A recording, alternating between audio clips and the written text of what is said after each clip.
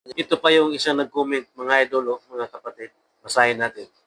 Dapat ang tanong, bakit pumupunta pa sa simbahan para sumamba?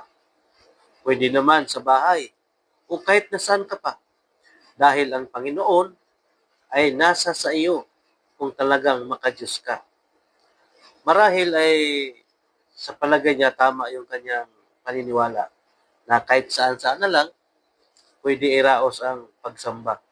Pero hindi niya alam na masilan ang Panginoong Diyos pagdating sa pagsamba. Alam mo, idol, shout out pala sa'yo. Napakaganda yung tanong mo.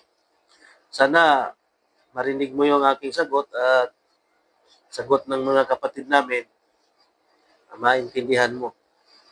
Nakalagay sa Biblia na huwag anyang pababayaan ang inyong pagkakatipon na gaya ng ugali ng ilan. Ang tinutukoy doon, yan yung pagsamba, pagtitipon sa harap ng Diyos.